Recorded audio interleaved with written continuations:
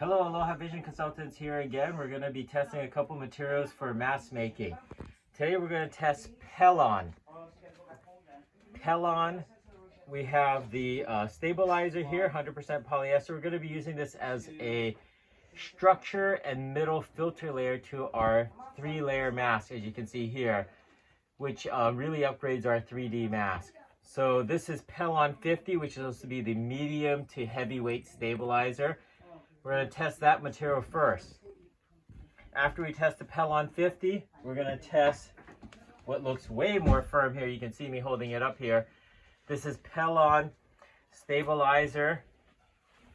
You can get a shot of this here. 926. Pelon stabilizer 926. This is extra firm, and you can see here, this material is very firm. I'm going to hold up the Pelon 50 in my right hand here. This is already a medium to medium heavyweight. Pretty firm. Maybe we'll add some backbone, might add a good filter layer. Here is the 926, and you can see that that stands up very well. This was bought from Walmart. People have commented that the Pelon 50 from Walmart is thinner than what you find from your fabric store.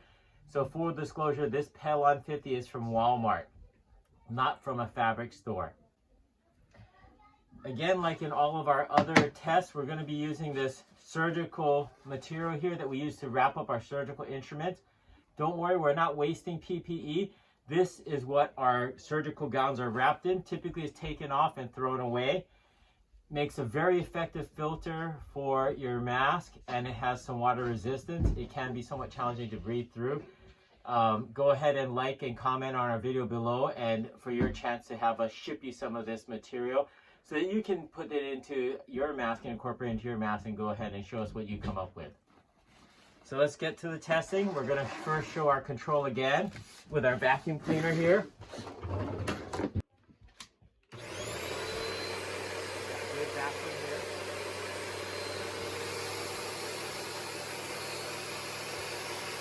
Vacuum off.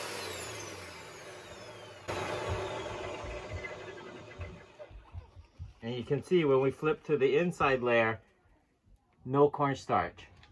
Cornstarch is a small particle, much smaller than flour. They say it's about 10 microns, or similar to what aerosolized particles measure in size. Not nearly the size of the virus particles, but again, you know, this is a quick home test, kind of like the candle test that you look for our next upcoming videos that you'll see, that will show how the masks function. Okay, so now we're going to go to testing our Pelon. So here, remember, nothing got through this material. You can clearly see the vacuum. And let's test the Pelon 50, the medium to heavyweight stabilizer. We're going to put the Pelon over here, and if the Pelon is an effective filter, we're going to see not much cornstarch gets on here. We saw the initial one that the cornstarch should cover the outside of the surface, but hopefully not penetrate very well through it. And we don't know what it's going to show. This is the first time we're doing it. Go ahead and vacuum it.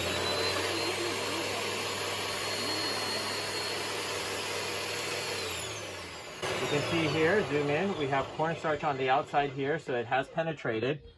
And let's see how effective Pelon 50, not so good. Remember from our previous test when we used the HBI embroidery backing medium weight, none of that got through. So Pelon 50, in my opinion, thumbs down. Thumbs down to Pelon 50. We also tried the lightweight Pelon, and that did not work either. Let's hope the 926 fares better. We're going to move over to another clean spot here. Now we have the Pelon 926. It's much harder to breathe through, much firmer. Let's test it. Maybe this will work, maybe it won't. Vacuum.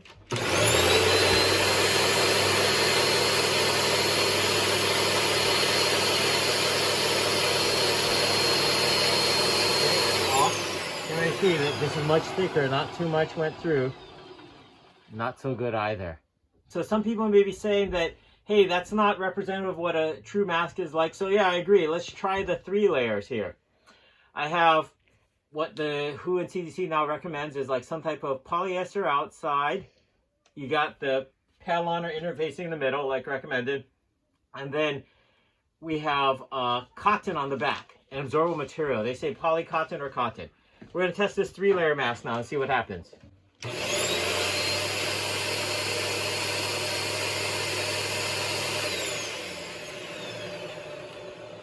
Not impressed. Not impressed at all.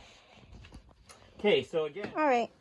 So we previously showed this embroidery backing paper, and we're going to just show it again and test it again and see how much comes through.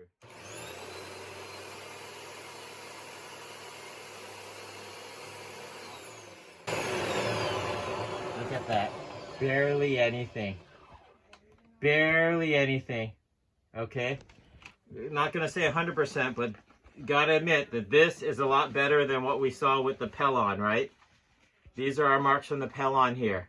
See that? Pellon. Good old embroidery backing. Important to note, embroidery backing cutaway medium weight. Okay? Look below. We're going to link the products down below. And I'm glad to know that this is not the most expensive material, but it's probably one of the most effective.